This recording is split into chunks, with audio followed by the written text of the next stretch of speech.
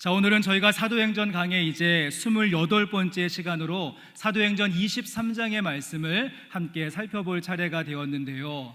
저희가 지금 어떠한 구간의 말씀을 지나고 있는가 하면 사도 바울이 예루살렘에 올라가서는 체포되고 결박되어지고 이제 그 다음에 모두 5번에 걸친 신문과 재판을 받게 되는 이야기가 쭉 이어지게 됩니다.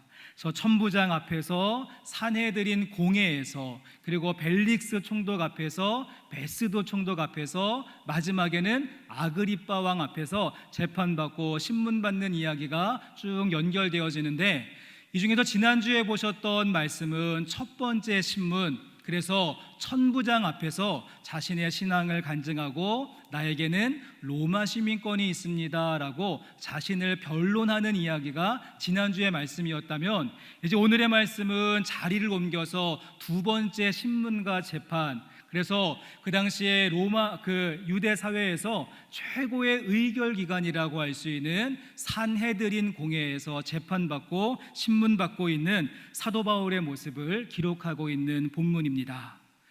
우리가 식당에 가서 매운 떡볶이를 시키면 떡볶이 맛이 1단계부터 5단계까지 점점 매운맛의 강도가 높여지는 것처럼, 여러분, 사도 바울도 5번에 걸친 재판과 신문이 반복되면 반복될수록 사도 바울을 옥죄고 또 고립시키고 우겨싸고 공격하는 강도가 점점 높아진다라고 할 수 있는데, 이 중에서 오늘의 말씀은 제2단계, 그래서 이 산헤드린 공회에서 사도 바울이 어떤 일들을 겪게 되어지는 것인가, 본문 말씀을 통하여서 함께 상고해 보고자 합니다. 저는 개인적으로 오늘 본문의 말씀을 묵상하고 또 설교를 준비하면서 말씀 속에 사도 바울이 겪고 있는 일들을 쭉 이렇게 살펴볼 때 한 가지 영어 단어가 생각이 났는데요. 무엇인가 하면 한번 보여주시면 디프레스라고 하는 말이죠. 디프레스. 그래서 우울하다, 낙심하다, 침체가 된다, 그런 뜻을 가지고 있는데, 이 앞에 있는 DE는 접두어로 위와 아래서라고 하는 그러한 방향성을 의미합니다. 그리고 그 다음에 있는 프레스는 여러분도 잘 아시는 대로 꽉 누르는 그런 강력한 힘. 여러분, 위에서 아래에서 압박하며 꽉 힘을 누르면 어떻게 되어집니까?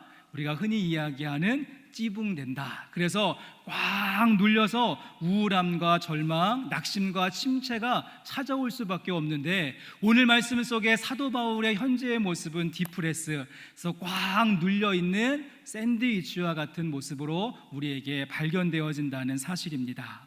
자, 본문 말씀을 통하여서 한번 확인해 보시겠는데요. 그래서 먼저 이 산헤드린 공회 한쪽에서는 이러한 압박과 이러한 일들이 있었습니다.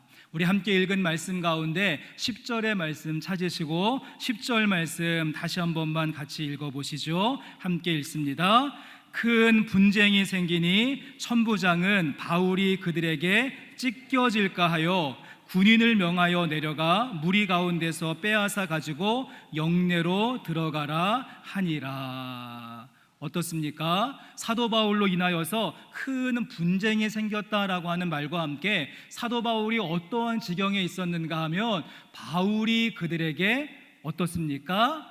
찢겨질까 하여 라고 말하면서, 찢겨질까 하여, 사람들이 사도 바울을 찢어 죽이려고 하는 그런 모습을 말씀은 기록하고 있다는 것이죠. 사도 바울이 A4 용지도 아니고 종이도 아닌데 그를 갈기갈기 찢으려고 하는 사람들의 시도가 오늘 말씀에 기록되어지고 있습니다. 그래서 그냥 사도 바울 이 상태로 놔두면 큰일 날 것 같아서, 찢겨 죽을 것 같아서 급하게 천부장이 군인들을 급파하고 그를 빼앗았다라고 표현하면서 영내로 데리고 가라 명령하는 말씀을 우리가 함께 읽었습니다. 오늘 말씀의 시작은 사실 이렇습니다. 예수님 때와 마찬가지로 우리가 잘 알고 있는 바리새인들과 사두개인들, 절대로 하나 될 수 없는 물과 기름과 같은 그룹인데, 이번에도 그 두 그룹이 야합을 하고는 이제 법적인 내용을 가지고 사도 바울을 완전히 처단시키기 위해서 산헤드린 공회에 그를 고발했던 것입니다. 그런데 재판이 진행되고 있었던 사이에 이제 사도 요한이 하나의 지혜를 냈죠. 나도 바리새인이라고. 나도 바리새인인데, 아니 이 바리새인의 아들을 저 부활이 없다라고 말하는 사두개인들이 함부로 나를 부활 때문에 신문하고 재판하는 것 맞지 않다. 그들의 허점을 찌르게 되어졌고요. 그러자 자중질환 그들 자체적으로 그래서 함께하고 있었던 바리새인들과 사두개인들이 서로 싸우게 되어집니다. 그래서 한쪽에서는 사두개인들이 저 사도 바울 죽여야 된다라고 말하면서 사도 바울의 팔다리를 잡고 늘어지고 있는 것이고, 다른 한쪽에서는 바리새인들이 사도 바울 살려야 된다라고 하면서 그의 팔다리를 잡고 늘어지고 있는 모습. 그래서 오늘 말씀 가운데 바울이 그들에게 찢길까 하여라고 말하면서 찢길까 하여 능지처참 당하기 바로 직전에까지 이르게 되었다는 사실입니다. 성도 여러분, 그런데 지금 이와 같은 일이 벌어지고 있는 장소가 어디이고 이러한 일들을 행하고 있는 사람들이 누구입니까? 유대 사회 안에서 가장 공평하다고 정의롭다라고 자부하고 있었던 최고의 의결기관인 산헤드린 공의에서 이와 같은 부조리한 일들이 벌어지고 있는 것이고, 사두개인과 바리새인, 제사장과 서기관, 당시의 최고의 종교 지도자들이 자신들의 이익을 위하여서 야합하고 당을 짓고 사람을 찢어 죽이려는 잔인 무도함을 보여주고 있습니다.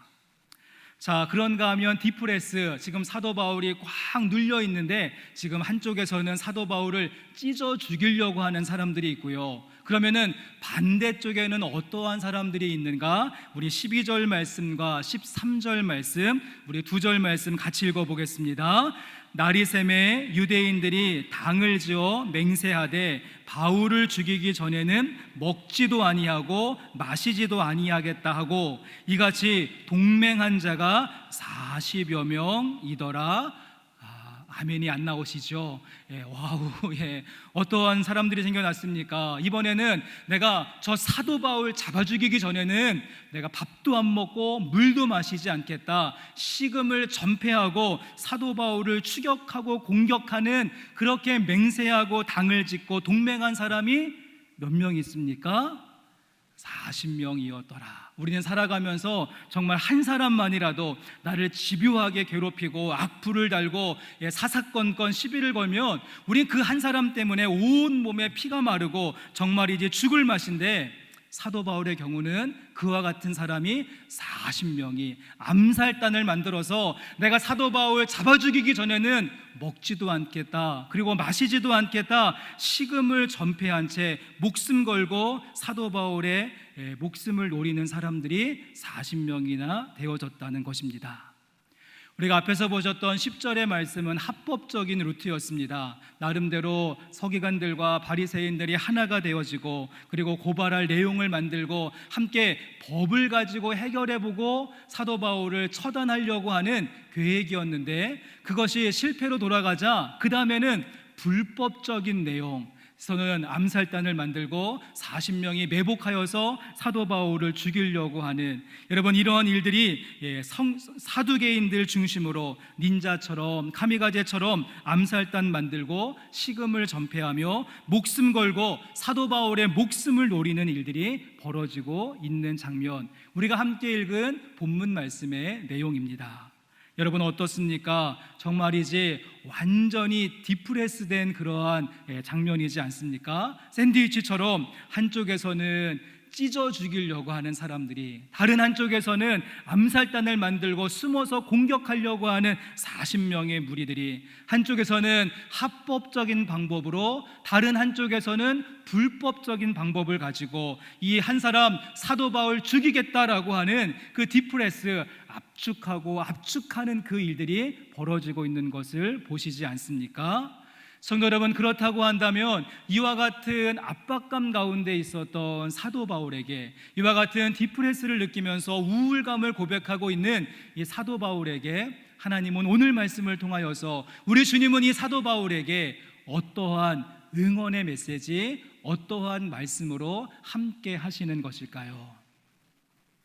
저와 여러분도 우리가 인생을 살다가 보면 오늘 사도 바울의 심정과 모습이 그대로 이해가 되어지는, 우리는 숨막히는 압박의 순간 가운데 어떤 분은 우울증과 무기력증을 호소하기도 하고 불안장애와 공황장애를 겪는 분이 있는가 하면 대인기피증과 불면증에 시달리는 경우, 또 심각한 경우 더 이상 생의 의지를 찾지 못하시는 그런 분들도 있는데, 여러분, 그렇다면 이와 같이 감당할 수 없는 디프레스, 이런 마음의 질병을 호소할 수밖에 없는 이 어려움 가운데 있었던 사도 바울에게, 그리고 이 시간 우리에게 주시는 우리 주님의 응원의 메시지와 그 신실하신 주님의 방법은 무엇인가, 오늘 말씀을 통하여서 함께 배워갈 수 있기를 원합니다.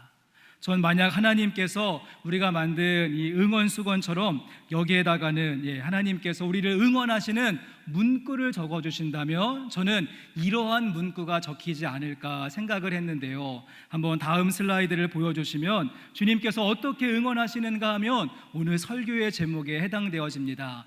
곁에 서서 이르시되, 주님은 그 디프레스되어 있는 그 상황 속에 곁에 함께 계시며 힘내라고, 응원한다고 말씀을 주고 계시는데, 우리 본문 말씀 가운데 11절 말씀, 주님께서 어떻게 응원하시는가, 우리 11절 말씀 힘있게 같이 읽어보시겠습니다.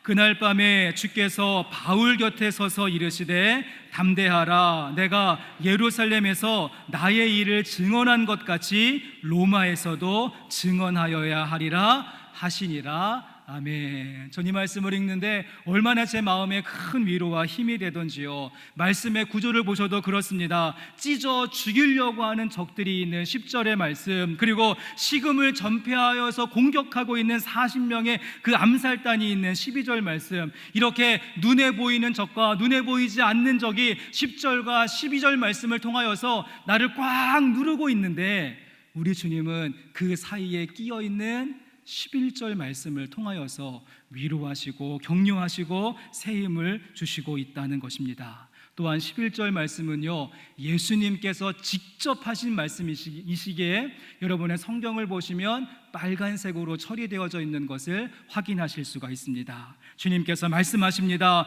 그날 밤에 주께서 바울 곁에 서서 이르시되 담대하라, 내가 예루살렘에서 나의 일을 증언한 것 같이 로마에서도 증언하여야 하리라 하시니라. 여러분, 아멘이십니까? 여러분, 저는 이 구절이 사도 바울 가운데 있었던 모든 마음의 질병을 치료하는 능력이 된 줄로 믿습니다. 우리 가운데도 한없이 마음이 팍 꺼지는 우울증을 겪을 때가 있고, 손과 발의 힘이 다 풀려버리는 무기력증을 호소하는 때가 있는가 하면, 초조함 가운데 어찌할지 모르는 불안장애, 그리고 짓눌리면 더 이상 아무것도 할 수 없는 공황장애, 사람들 만나고 싶지 않은 대인기피증, 그리고 밤마다 잠을 이루지 못하는 불면증 같은 것이 우리의 삶을 꽉 누르고 있을 때 소망하기는 11절 말씀, 오늘 주시는 11절 말씀이 여러분의 모든 이러한 것들을 다 깨어부수는 주님의 능력의 말씀이 될 수 있기를 주님의 이름으로 간절히 소망합니다. 여러분, 특별히 11절 말씀은요, 그날 밤에 라고 하는 말로 시작합니다. 그날 밤에, 그날 밤. 여러분, 밤이라고 하는 시간은 어떻습니까? 우리들로 하여금 내 안에 있는 상처와 아픔과 그리고 이 쓴뿌리들을 계속해서 곱씹으며 그것을 확대시키고 되풀이하고 부풀려가는 마력과 같은 시간이지 않습니까? 아마 오늘 말씀 가운데 사도 바울도 그날 밤에 그 깊은 감옥에 갇혀서 나를 찢어 죽이려고 했었던 적들을 생각하고, 나를 식음을 전폐하고 공격하고 있는 그 40명의 공격을 생각하면서 계속 묵상하고 묵상했을 것이고, 그럴 때에 정말 혼자인 것 같고 버림받은 것 같고 끝난 것 같은 그런 소감이 찾아왔었던 그날 밤에 여러분, 인간의 끝이 우리 하나님의 시작 지점이기에 주님은 그 깊은 밤 사도 바울 곁에 서셔서 담대하라, 담대하라, 임마누엘의 은혜로 임하신 줄로 믿습니다. 여러분, 그러고 보면 우리 주님의 주특기는 깊은 밤 감옥을 찾아가는 것이 우리 하나님의 전공이신 것 같습니다. 그래서 예레미야가 그 시위대 뜰에 갇혀서 캄캄한 밤을 보내고 있을 때 주님은 거기를 찾아가셔서 너는 내게 부르짖으라, 내가 내게 은밀한 것을 보이실 것이라 말씀하셨고, 다니엘이 사자의 굴 가운데 갇혀 있을 때에도 천사를 보내셔서 모든 사자의 입을 봉하시는 모습, 감옥에서 죽을 날 받고 있었던 베드로에게 옥문을 여시는 기적을 행하셨으며, 빌립보 감옥에서 바울과 실라가 찬송하고 기도할 때 옥문이 흔들리고 지진이 나는 모습으로 임재하셨던 우리 하나님의 모습, 오늘 말씀도 어떻습니까? 사내들인 공회의 감옥에 갇혀 있었고 감금되어져 있었던 사도 바울 그 곁에 오셔서 담대하라, 담대하라 말씀하시고 있는 모습을 보게 되어집니다. 여러분, 그렇다고 한다면 이렇게 하나님께서 활발한 활동력을 보이시면서 그날 밤에 그 깊은 감옥까지 찾아가시는 이유가 무엇입니까? 저는 이것은 하나의 사인이 된다라고 생각이 되어지는데, 무슨 말인가 하면 감옥까지 찾아가시는 주님께서 찾아가지 못할 곳이 어디가 있겠느냐라고 하는 말씀이 되어집니다. 겹겹이 창살과 자물쇠로 꽁꽁 닫혀져 있는 그 감옥까지 찾아가시고 곁에 서시는 주님은 내가 지금 수술받고 치료받고 있는 병원에도, 내가 홀로 외롭게 지내고 있는 학고방에도, 내가 밤새 야근하고 있는 나의 일터에도, 내가 코피 터져라 공부하고 있는 학원에서도, 내가 김 메고 또 씨 뿌리고 있는 논과 밭에서도, 내가 음식 만들고 설거지하고 있는 내 주방에도 언제나 찾아오셔서 우리 곁에 서시면서 담대하라, 담대하라, 오늘도 우리에게 신실한 응원의 말씀 주시는 줄로 믿습니다. 문종수 시인의 시 가운데 육순의 문턱에서라고 하는 시가 있습니다. 시의 제목이 육순의 문턱에서인데요, 아마 올해가 이제 무슨 옷을 입어도 이뻐지는 환갑을 맞이하셨거나 귀가 부드러워지는 이순이 되신 분들은 아마 시에 깊은 공감을 하실 텐데요, 아주 낯선 처음 찾아온 손님같이 육순이 문지방을 넘어섭니다. 어쩐다 허나 얼른 마음 고쳐먹고 중얼거리듯 말합니다. 어서 오시게나 오실 줄 알았네 라고 하는 시입니다. 저도 이제 올해가 4학년에서 5학년으로 올라가니까 이 앞에 오자가 붙는 것이 얼마나 어색하고 이상한지요. 여러분, 그런데 어떻습니까? 59가 지나면 반드시 60이 온다는 것이죠. 59가 지나면 어김없이 육순이 찾아오는 것처럼 우리 주님도 마찬가지입니다. 내가 깊은 디프레스 가운데 내가 샌드위치 같이 이러지도 못하고 저러지도 못하고 내 앞에 찢어 죽이려고 하는 적이 있고 내 뒤에 암살단 40명이 나의 숨통을 조여온다라고 할지라도 우리 주님 그 깊은 감옥 어김없이 찾아오십니다. 59가 지나면 60이 되듯 우리 주님의 주특기와 우리 주님의 전공은 그 가장 깊은 밤 차디찬 감옥을 찾아오셔서 곁에 서시는 주님, 우리 그 주님 바라보며 주님 어서 오시옵소서 오실 줄 알았습니다 고백할 수 있는 저와 여러분의 모습 되기를 간절히 원합니다.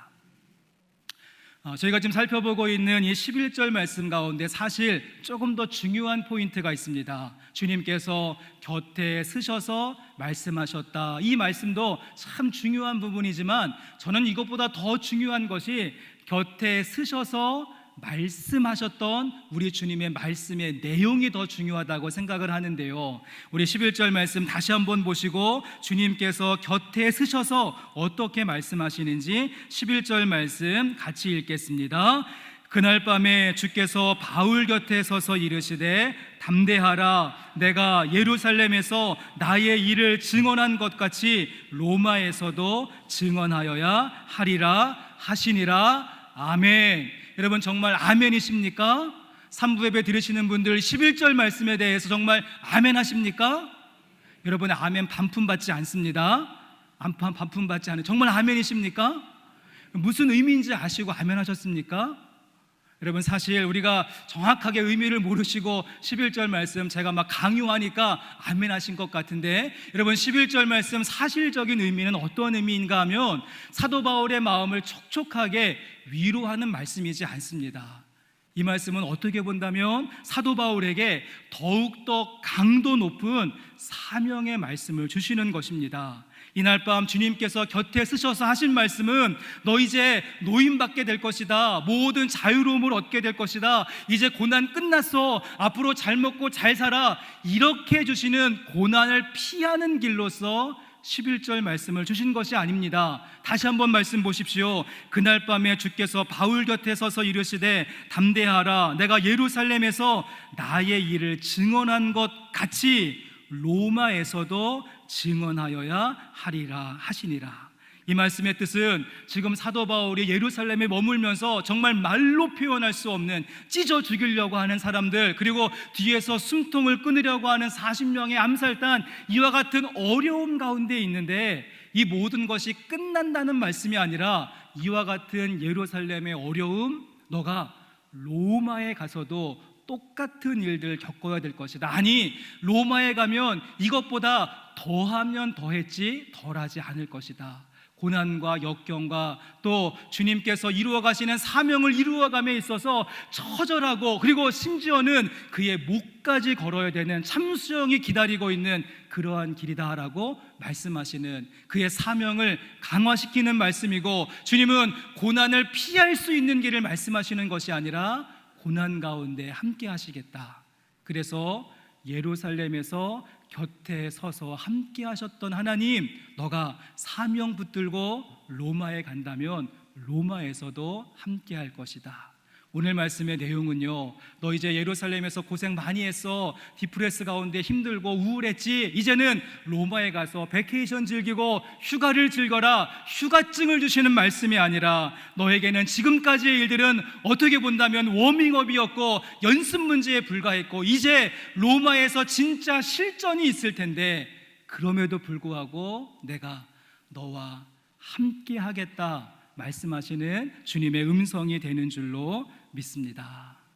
여러분들의 표정을 보니까 괜히 아멘했다 지금 후회하시는 분들이 참 많으신 것 같은데, 여러분 좀 전에 11절 말씀을 함께 봉독하시고 아멘을 크게 하신 분들이라고 한다면 소망하기를, 여러분의 기도의 제목들이 바뀌는 은혜가 있기를 원합니다. 주님, 고난을 피할 수 있는 길을 허락하여 주옵소서. 다시는 예루살렘의 핍박을 내가 경험하지 않게 해주십시오. 나에게 모든 것이 잘 되고 잘 먹고 잘 사는 형통의 길이 열리게 하옵소서. 이것이 우리의 기도 제목이 아니라, 주님, 여전히 나에게 로마에서도 고난과 역경과 힘들고 나를 공격하는 자들이 여전히 그 자리에 있을지라도 주님, 여전히 나와 함께 하시는 하나님과 동행하게 하시고 그 자리에서도 주님의 일하심 보게 하시고 사명 감당케 하옵소서. 기도하는 저와 여러분이 될 수 있기를 소망합니다. 함께 예배하는 영생교회 성도 여러분, 그렇습니다. 내 주위에 있는 수백 명의 사람들이 나를 향하여서 칭찬의 박수를 보낸다라고 할지라도, 여러분 그 자리에 그분이 계시지 않는다라고 한다면 그 모든 칭찬의 박수는 의미가 없을 것입니다. 하지만 비록 내 앞에 나를 찢어 죽이려고 하는 사람이 있고 내 뒤에 내 숨통을 끊으려고 하는 40명의 암살단이 있을지라도 그 자리 가운데 우리 하나님께서 함께 하신다라고 한다면, 하나님께서 여전히 나를 붙들고 계신다고 한다면, 여러분 예루살렘이 되시겠습니까? 로마인들 못 가겠습니까? 오늘 말씀의 키워드는 우리 가운데 고난을 피할 길을 여신다가 아니라 고난 가운데 함께 하신다는 사실을 여러분 꼭 기억하시면서, 오늘 말씀 가운데 함께하고 계시는 주님 의지하면서 내가 로마도 보아야 하리니, 내가 로마도 보아야 하리니, 이 사도 바울의 고백을 붙들고 우리를 부르시는 로마를 향하여서 힘있게 나가는 복된 걸음 되실 수 있기를 주님의 이름으로 간절히 축복합니다. 자, 그런가 하면 주님께서 지금 디프레스 되어져 있는 이 사도 바울, 우울증을 호소하고 있는 사도 바울에게 찾아오셔서 다시 한번 보여주시는 또 하나의 응원 문구가 있습니다. 어떤 것인가 하면 다음 슬라이드를 한번 보여주시면, 이제 후반부 말씀을 통하여서 사도 바울은 하나님은 사도 바울에게 하나님의 모략이 있다고, 하나님의 모략, 다른 말로 바꾸어 본다면 하나님의 계획과 하나님의 섭리와 하나님의 경륜이 사도 바울을 이끌고 있다라고 하는 사실을 응원의 메시지로 나누기를 원하셨습니다. 달라스 윌라드라고 하는 분이 쓴 책 가운데 하나님의 모략이라고 하는 책이 있는데요, 이 책에 보시면은요, 사람이 아무리 머리를 잘 굴려서 좋은 계획을 세우고 정말 모두가 깜짝 놀랄 만한 완벽한 플랜을 만든다라고 할지라도 여러분, 전지전능하신 하나님의 계획과 경륜과 그 모략에 비교해 본다면 비교 자체가 되지 않는다. 그리고 특별히 사악한 자들이 악한 영의 하수인이 되어져서 하나님을 대적하고 교회를 핍박하고 성령의 일들을 회방하는 경우 하나님은 반드시 그것에 대해서 심판하시고 그들의 간사한 계략, 그 간계들을 철저하게 무너뜨리실 것이다 라고 하는 내용이 이 책 가운데 소개되어지는데, 오늘 말씀이 바로 그 내용들을 우리에게 그대로 소개하고 있습니다.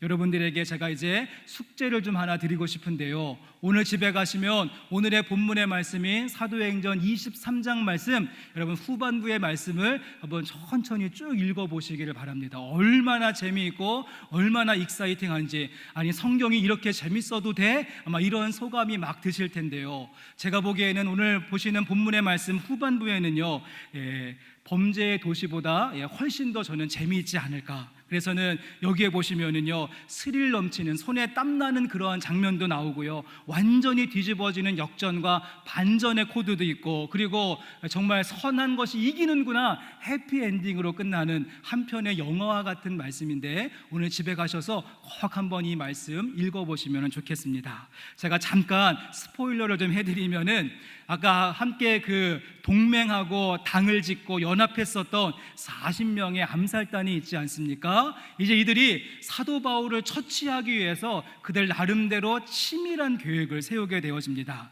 그래서 어떻게 하는가 하면 제사장들과 장로들과 결탁하여서는 사도 바울이 이제 이송되어질 텐데 언제 몇 시에 어디를 통하여서 가는지를 파악하게 되어지죠. 일명 빨대라고 하는데요. 그래서 이렇게 스파이를 심어서 이 사도 바울이 이제 제수가 이송되어질 때 언제 어디서 어떻게 가는지를 파악한 다음에 그 자리에 40명이 딱 숨어 있다가는 사도 바울 나타나면 바로 그냥 그 자리에서 그를 제거하는 이러한 계략을 그들이 세우게 되어집니다.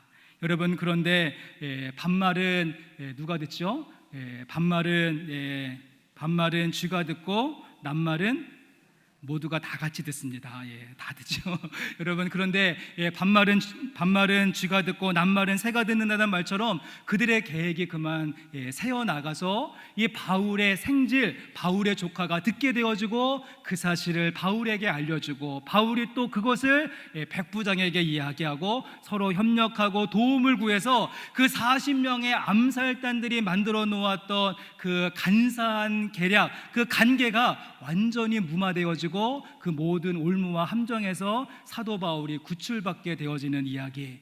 여러분들의 지금 표정을 보니까 손에 땀을 닦으시면서 굉장히 재미있게 들으시는데 나중에 가셔서 말씀으로 확인해 보시면 되겠습니다. 자, 이와 같은 스토리가 전개되어지고 있는 찰나에 어떠한 말씀이 있는가 하면 30절 말씀 한번 넘어가 보십시오. 30절 말씀에 그러나 이 사람을 해하려는 간계가 있다고 누가 내게 알려주기로 하면서 말씀 중간에 간계라고 하는 말이 나오죠. 간사한 계략, 암살단 40명은 나름대로 짱구를 굴리고 스파이를 심고 매복하면서 철저하게 준비하며 간사한 계략을 세웠습니다. 그런데 그 모든 것이 하나님의 모략, 하나님의 일하심에는 이겨낼 수가 없었던 것이죠. 그들의 계획이 어떻게 무력화되어지고 있는지 하나님의 방법으로서 우리 23절 말씀 같이 읽어보겠습니다.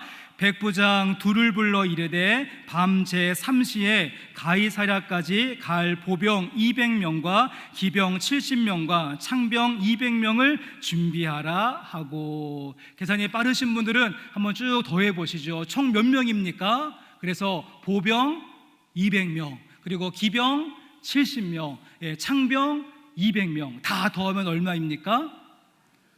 이거 계산들 잘 하시네요. 그래서는 총 도합 470명의 보병과 기병과 창병, 철저하게 준비된 로마의 군병들을 세워서 사도 바울 한 사람 지키고 사도 바울 한 사람 보호하겠다고 그의 생명싸개와 같이 지키시고 보호하시는 하나님의 모략을 보게 되어집니다. 그들은 40명이 식음을 전폐하고 먹지도 않고 마시지도 않고 아무리 난리를 친다라고 할지라도 우리 주님께서 10배가 넘는 470명 딱 세우셔서 마치 왕의 행렬과 같이 사도 바울 한 사람 보호하셔서 총독이 있는 가이사랴까지 그의 걸음을 안전하게 인도해 주셨습니다. 우리 하나님의 모략은 내가 고난도 감수하겠습니다, 주님의 사명이라고 한다면 고난을 피하는 길이 아니라 그 길을 맞서는 길을 가겠습니다, 주님 함께하여 주옵소서, 이렇게 고백하며 로마로 가야 되겠다 사명 붙드는 자들에게 주님께서 함께 하시되 그 40명 얼씬도 못하도록 470명으로 세우시고 지키고 보호하시고 생명싸개로 함께 하시고 호위하시며 극진한 대접과 보호하심 가운데 지키시는 손길이 우리 주님의 모략이 되는 줄로 믿습니다. 이와 같은 주님의 계획과 신실하심과 주님의 보호하심이 여러분의 새로운 한 주의 삶 속에 가득할 수 있기를 주님의 이름으로 간절히 소망합니다. 여러분, 그렇습니다. 우리 하나님은 사도 바울 한 사람 지키기 위해서 하나님이 할 수 있는 모든 방법을 다 동원하십니다. 사람들을 통하여서 군대들을 세우고 모든 시간과 모든 계획들을 조정하시면서 사도 바울 한 사람 구하시기 위해서 총력전을 펼치고 있는데, 그와 같이 일하시는 주님께서 오늘 사도 바울을 위해서 그의 조카를 준비하시고 천부장이었던 글라우디오 루시아를 준비하시고 총독이었던 벨릭스를 준비하셨던 것처럼 여러분이 나가는 길 가운데도 주님께서 허락하시는 주님의 일꾼들이 있고 주님의 계획들이 있을 텐데, 여러분 그 모습 바라보며 새로 한번 힘을 얻는 우리 모두가 될 수 있기를 원합니다.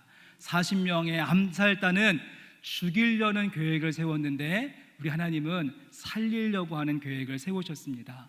매복조가 아무리 꽁꽁꽁 아무도 안 보이게 숨어도 하나님의 눈은 피할 수 없었습니다. 그들이 아무리 치밀한 계략을 세운다라고 할지라도 하나님의 모략을 이겨낼 수 없었던 것이지요. 여러분의 삶 속에 이와 같이 일하시는 주님 바라보실 수 있기를 원합니다. 주님은 천하보다도 귀한 우리 한 사람 한 사람 살려내시고 끝까지 사명 완수할 수 있도록 그 걸음 주장하시기 위해서 오늘도 모략과 계획과 경륜으로 함께하고 계시는데, 그 손 붙잡고 승리하는 우리 모두가 될 수 있기를 주님의 이름으로 간절히 소망합니다. 이제 말씀을 마치겠습니다. 우리가 잘 알고 있는 구약의 말씀 가운데 엘리사와 그의 사환이 머물고 있었던 도단이라고 하는 성에 아람의 군대가 쳐들어와서 겹겹이 포위하게 되어집니다. 그래서 인간적인 시각을 가지고 본다면 도저히 빠져나갈 수 없는 압박의 시간이었죠. 그런데 그때 엘리사가 기도하게 되어지자 사환의 눈이 활짝 열리고 무엇을 보게 됩니까? 하나님께서 보내신 불말과 불병과가 온 산중에 가득한 것을 보고 새로운 힘을 얻었는데, 소망하기는 우리가 함께 이 시간 찬양 부르고 또 말씀 붙들고 기도할 때 우리의 눈이 활짝 열려져서 인간적인 관계를 보는 것이 아니라 하나님의 모략을 볼 수 있는 은혜, 식음을 전폐하고 있는 40명을 보는 것이 아니라 주님께서 생명싸개로 보내주시는 470명의 기병과 마병과 창병을 볼 수 있는 은혜, 나를 찢어 죽이려고 하는 사람을 보는 것이 아니라 내 곁에 서서 말씀하시는 주님의 모습, 그리고 고난을 피할 길이 아니라 내가 로마도 가야 하리니 사명에 붙들려 나가시는 우리 영생교회 성도님들 되실 수 있기를 주님의 이름으로 간절히 축원합니다.